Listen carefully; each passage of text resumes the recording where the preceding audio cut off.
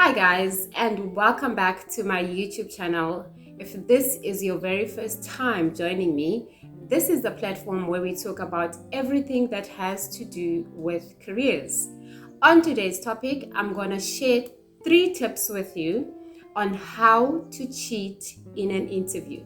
Now, when I talk about cheating in an interview, I don't literally mean like cheating a test, because that would be unethical, and I am not here to promote that.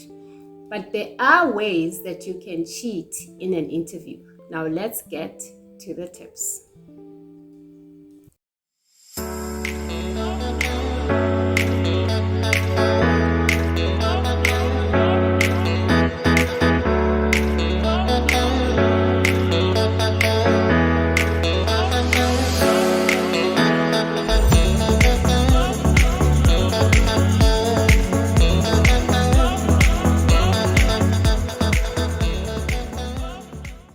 Tip number one.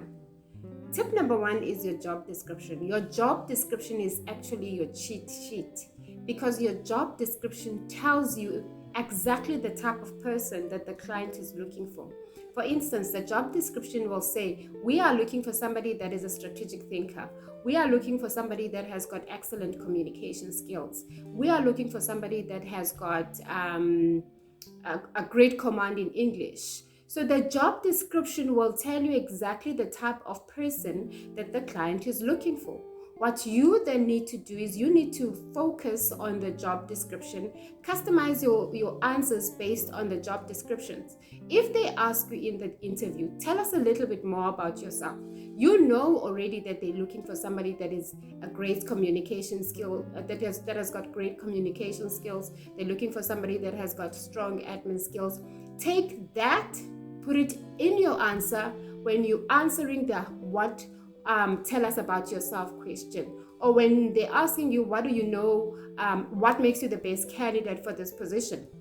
You can take that information that was in the job description, you can use that information to answer the questions in the interview. So your job description is a key point. You need to know the job description when you're going in for your interview. So I always talk about CV customization. I always talk about understanding the job description and knowing the job description, because your job description is your cheat sheet. They telling you exactly the type of person that is suited for this position, and all you need to do is to customize your answers based on the job description. So that is tip number one. Now let's move on to tip number two.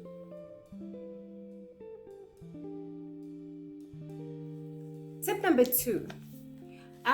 Well, I always say before you go into an interview is not something that you can just wing it. We don't wing interviews. And I'm sure a lot of people that have now been following me, they know this already.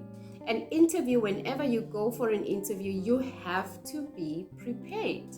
You cannot go to an interview unprepared. You need to know what is the client's mission, what do they stand for, what do they do. You need to do your research, because if you do your research, you are much confident in the interview when you're answering your questions. Now, tip number two. Tip number two is similar to tip number one. You need to know the values of the company. What is the values of the company? What is the mission of the company? What do they stand for? What is their slogan? Because what you can do, this information is going to help you. You're going to infuse that information, that the mission of the company or the statement of the company, into your answers. That way, they will see that not only did you do your research, but you also understand what the business is about. So that is tip number two. Now let's move on to tip number three. Okay, tip number three. Tip number three, once you know and understand the company's mission and vision and statement and what the company stands for, you can then infuse this information on your answers. For instance, such questions like, tell me about yourself. What do you stand for? Why should we hire you? These questions, you can use the mission and the statement or the values of the company to infuse your answers to these type of questions that you'll be getting in the interview. Thirdly, you also want to create a portfolio. Now, if you're going through a recruitment, whether you're going through from a recruitment agency perspective, or you're going there directly your own, take a portfolio with you, a portfolio that outlines your achievements, what you've done in the past, what you stand for, and then what you do in the interview. You hand this to the interviewers, because not only do they already know your career, but perhaps this information was not listed on your CV. You need to paint a tangible picture that they can see.